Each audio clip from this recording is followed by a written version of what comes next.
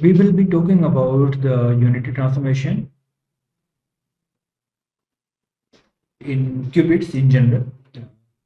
So first we talk about the time evolution.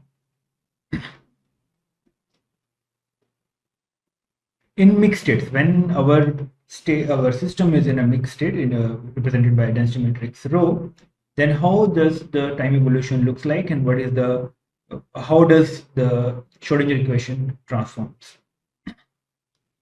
So let us say in the beginning, the initial state we have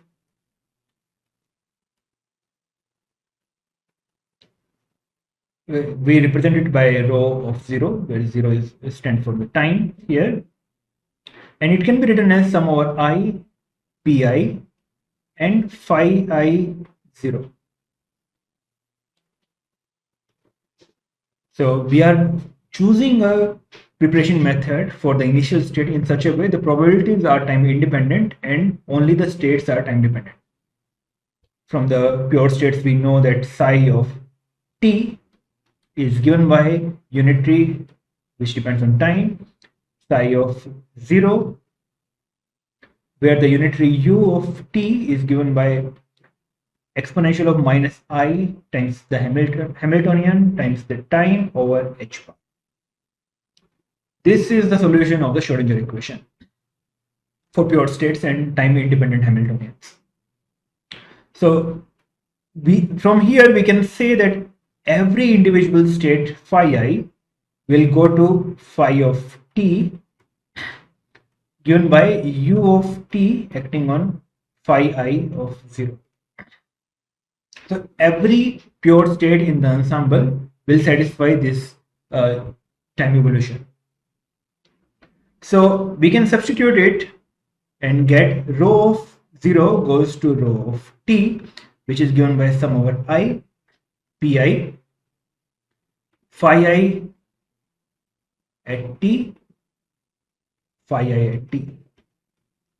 Or we can say that this is equal to sum over I, pi, u, phi I 0, phi I 0, u dagger, or u rho 0, u dagger, where u is time dependent. So this is how the time evolution of a state, of a mixed state of an ensemble looks like. If we take the derivative of the density matrix as a function of time with respect to time, then we get du over dt rho 0 u dagger. Rho 0 is time independent, so we get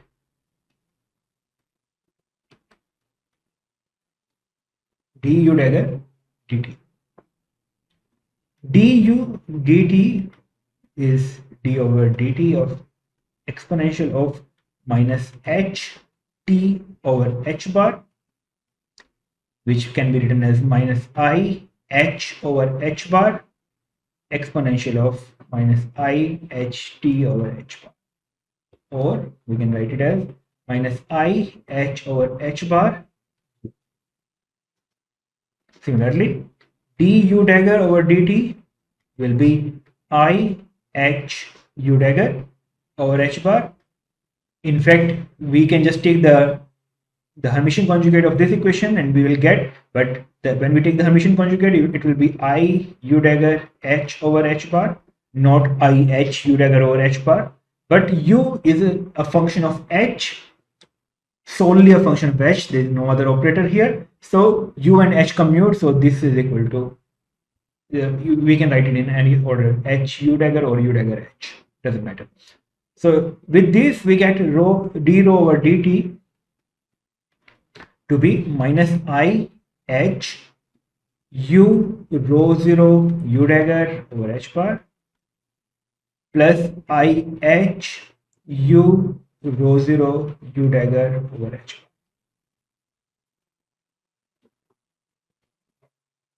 H does not commute with rho, so it has to be here, or we can write it outside, doesn't matter, like, because h u dagger and h commute, so we can write it in this way. U dagger H, which is minus I over H bar, H rho of T minus rho of T H, and that is minus I over H bar, H commutator.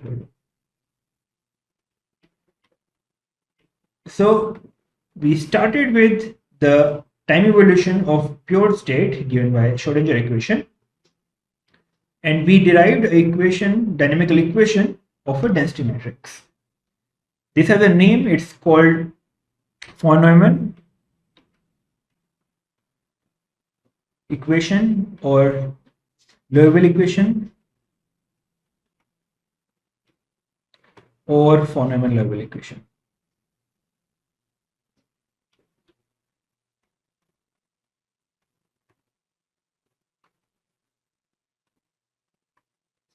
So the Schrodinger equation has been replaced by this.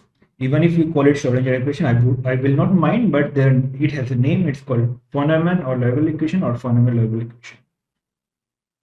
So this is the equation which determines the time evolution dynamics of a quantum system where the state is represented by a density operator. Of course, if the density operator itself represents a pure state, then we should retrieve the Schrodinger equation back, and that can be a interesting exercise for anyone who wants to try. Next will be the general unitary operators for qubits we're talking about, or sometimes they are called gates also, unitary gates. So for a qubit, a unitary operator U will be a 2 by 2 matrix. So let us write the most general 2 by 2 matrix, complex matrix A, B, C and D, where A, B, C and D all are complex numbers.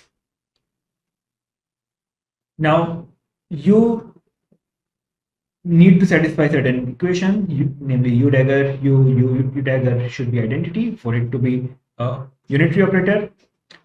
So that will put some restrictions on A, B, C and D, and this is what we want to find out. So there's a simpler way of doing it. We can just multiply this U dagger U and substitute it to identity, and there will be some n number of equations on A, B, C, D, which can be solved to find the coefficients A, B, C, D, or at least the restrictions on them. But we can say U is U1, U2. U is a collection of two vectors, where U1 is a two-dimensional vector given by AC, and U2 is a two-dimensional vector given by B and D. Now, one of the conditions is U dagger U is identity. This implies that U dagger is U1, U2, and U1, U2, which will give a matrix in terms of the inner product. So U1 and U2. So U1, U1, U1, U2, U2, U1, and U2. And this is equal to the identity matrix 1, 0, 0, 1. If we compare element by element, then we get U1, U1 to be 1, U2, U2 to be 1. These are the diagonal elements. What does it mean? So U1, U1 inner product is A mod square, B mod square equals 1, C and B mod square plus D mod square equals 1. So it means each of the vectors U1 and U2 are normalized. So A mod square plus B, C mod square is 1, B mod square plus D mod square is 1. Next is U1, U2 is 0, same as U2, U1. So it means U1 and U2 are orthogonal. One can easily see if we choose U1 to be AC, then there is a unique orthogonal vector up to a phase. So that orthogonal vector will be minus C star A star and with a phase exponential of I theta. So this phase does not matter. If we choose these form of U1 and U2, then they are always orthogonal. This yields a matrix U to be AC minus C star exponential of I theta and A star exponential of I theta. So this becomes the most general form of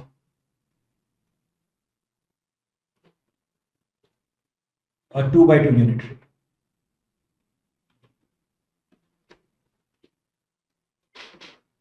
So the set of all the unitaries, 2 by 2 unitaries, they form a group. Group is not just a group, it's a mathematical structure with certain rules defined over it. It's more like linear vector space, but slightly more number of rules on it. So unitary, this 2 by 2 unitaries form a group called U2. Now we can see that this U can also be written as the exponential of I theta over 2, A exponential of minus I theta over 2, B exponential of minus I theta over 2, minus C exponential of I theta over 2, and A star exponential of I theta over 2.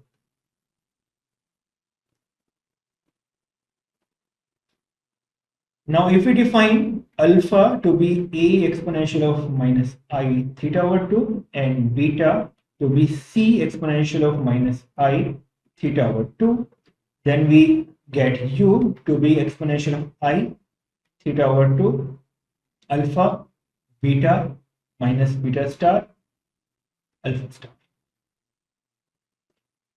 So it's a phase times a matrix. And what is this matrix? Let's call it W. So we get exponential of I theta over 2 times W. We can check W is also unitary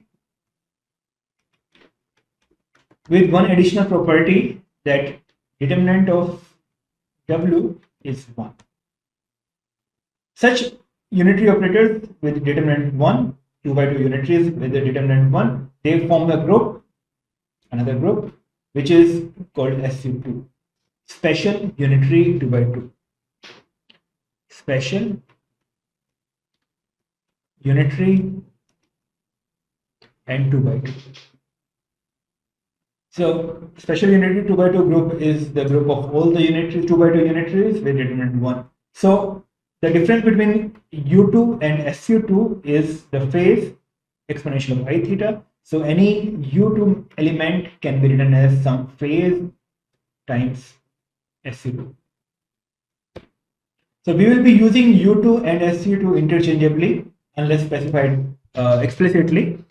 So that's the most general set of unitaries we have.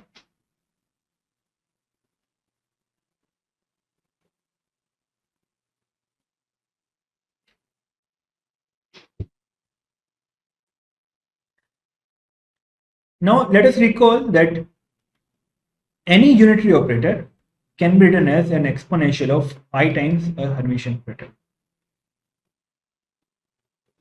We've covered it in the mathematical prerequisite that any arbitrary unitary can be written as an exponential of Hermitian. So of course, two-dimensional unitary can also be written as the exponential of I times two-dimensional Hermitian operator.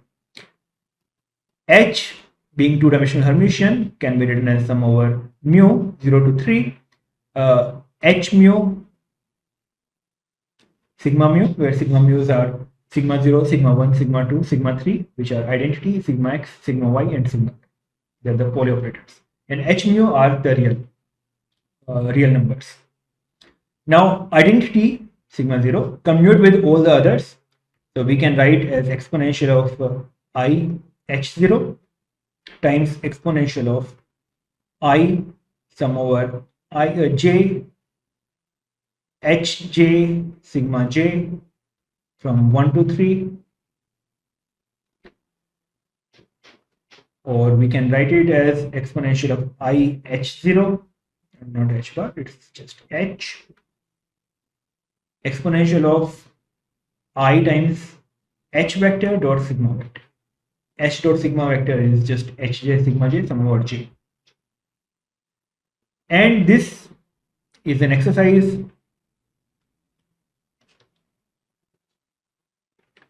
will be equal to exponential of I h0 cos of h bar magnitude times identity plus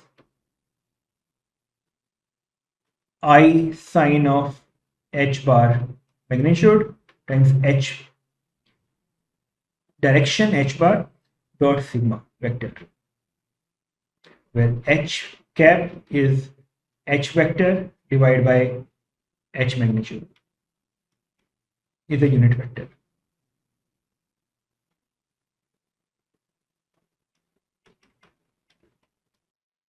So in that way, we can write a unitary 2 by 2 unitary in terms of the Hermitian operator. Hermitian operator can be decomposed in the sigma matrices, and then we can find this simple form of a unitary operator in terms of sigma matrices. Another exercise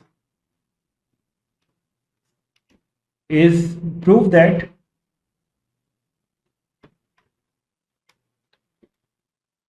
W equals exponential of I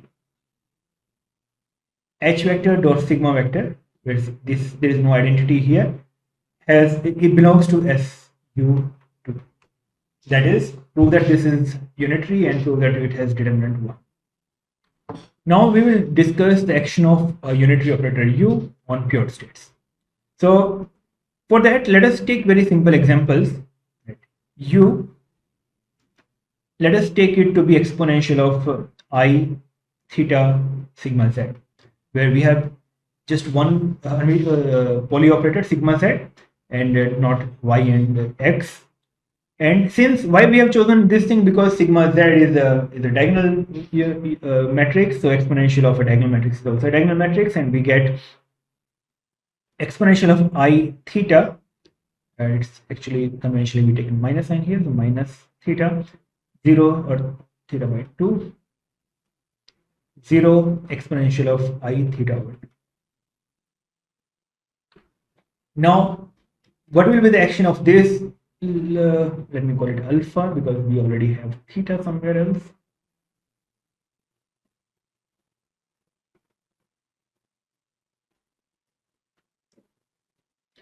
So if our state psi is written in terms of cos theta over 2, sin theta over 2, exponential of y phi. This is the canonical form of the state, pure state psi. Now, what is the action of u on psi? That will be cos of theta over 2, exponential of minus I alpha over 2, and sine of theta over 2, exponential of I phi plus alpha over 2.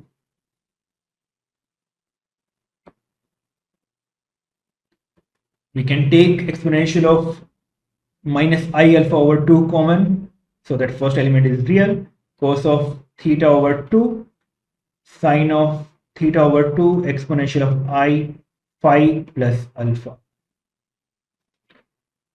So the action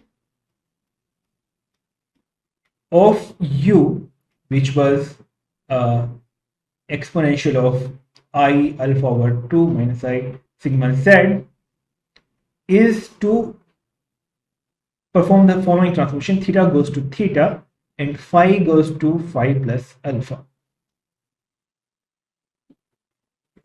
Later on, it will be revealed that this is equivalent to rotation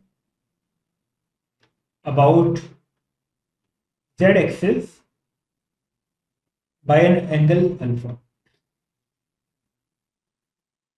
Similarly, we can choose a unitary u, let's put a subscript y, which is exponential of minus I theta sigma y.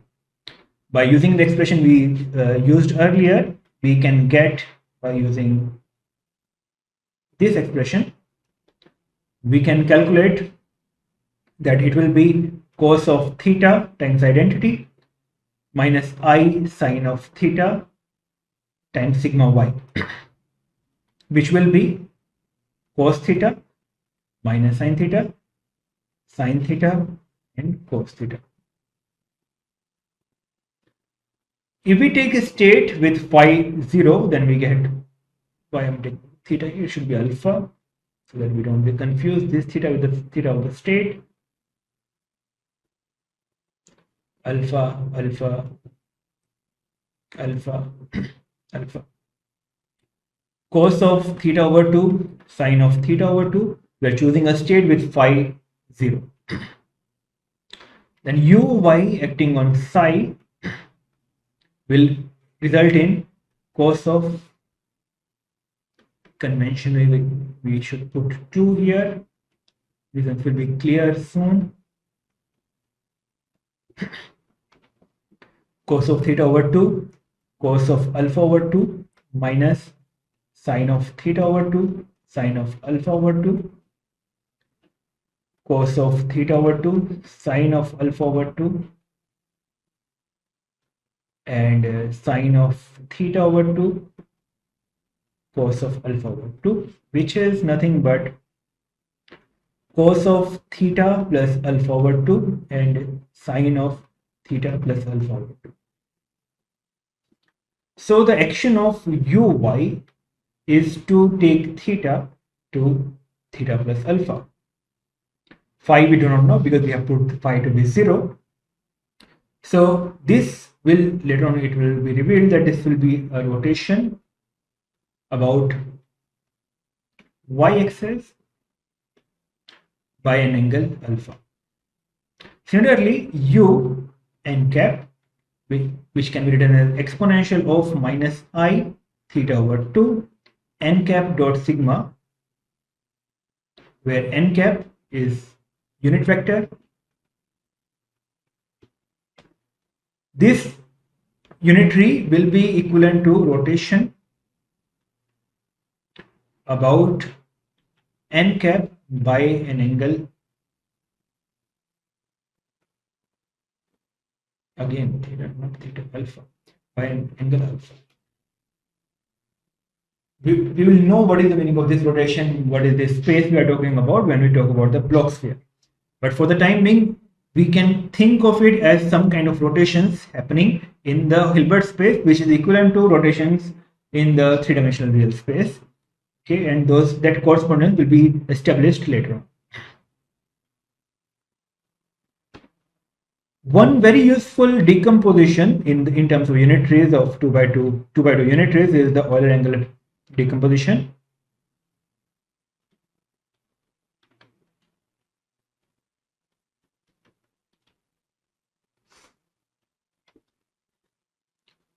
So here we start with a unitary, an arbitrary unitary, which I recall as alpha beta minus beta star alpha star.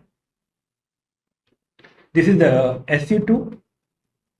We take only SU2. We have seen that U2 is just a phase time SU2. So once we know the decomposition of SU2, the decomposition for U2 should not be very difficult to find. So this unitary can be decomposed as unitary about Z with some angle alpha or delta, unitary about Y with angle eta, gamma, let me call it theta 1, theta 2, and unitary about Z, theta 3. Let me repeat that an arbitrary unitary SU2 can be decomposed as a unitary which is rotation about Z, a rotation about Y, and rotation about Z with some angles theta 1, theta 2, and theta 3. This is not a mistake or a typo that the first and the third unitaries are about Z and second one is about Y. It can also be Y, Z, Y, of course the theta will change, or Y, X, Y, or any two sigma matrices, or the, directions we can choose out of 3.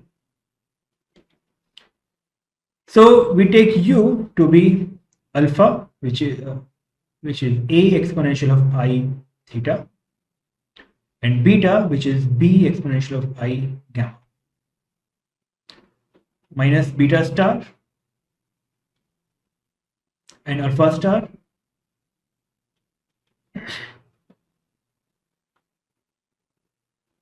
u about z, u of z at delta will be exponential of minus I delta sigma z, which is exponential of minus I delta 0 0 exponential of I delta. So u z delta u z eta, let us calculate this, and it will be exponential of minus I delta 0 0 exponential of I delta, a exponential of I theta, b exponential of I gamma, minus b exponential of minus I gamma, and a exponential of minus I theta,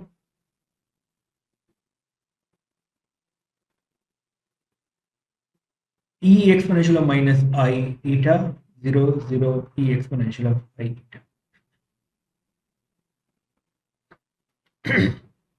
When we take the product, it will be a exponential of I theta minus delta minus eta,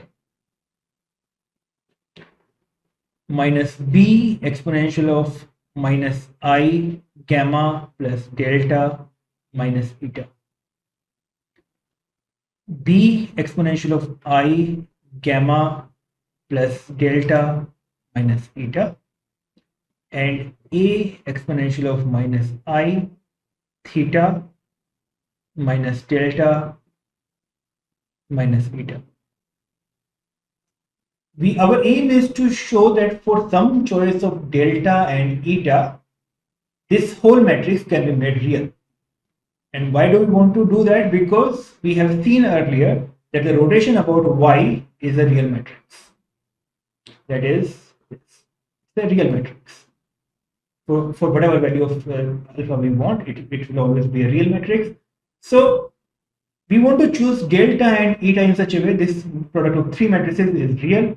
To make it real, the phases should vanish. We can see that this is one phase and it's the negative of that phase. This is one phase and it's the negative of that phase. So it means we need to make only two phases 0, which is theta minus delta minus eta is 0, and gamma plus delta minus eta is 0. Theta and gamma are from the given u, and delta and eta are something we need to choose. So if we add the two, we get theta plus gamma minus 2 eta is 0. This implies that eta is theta plus gamma over 2. And if we subtract the 2, we get theta minus gamma minus 2 delta is 0, or delta to be theta minus gamma over 2. This means that unitary about z of theta minus gamma over 2, unitary and unitary about z of theta plus gamma over 2 is a real matrix, which is rotation about y. Rotation about y in terms of a and b. So if a square plus b square is 1, that is the normalization condition of the first vector, then a can be thought of as sine of zeta, and b can be cos of zeta, and b can be thought of as sine of zeta. So this becomes a unitary about zeta, and then we can write u as uz of uz dagger of theta minus gamma over 2, uy of zeta, uz of theta plus gamma over 2 dagger. One thing interesting, uz of theta minus gamma over 2 dagger is same as uz of minus theta minus gamma over 2. So from there we can see that u can be written as uz of gamma minus theta over 2, u y over theta, u dagger z of uz of minus theta minus gamma. Hence, we can decompose any unitary, any 2 by 2 unitary in terms of the rotation about y, rotation about z, rotation about y, and rotation about z. And the corresponding magnitude of the rotations are called the Euler angles. This is the Euler angle representation, decomposition.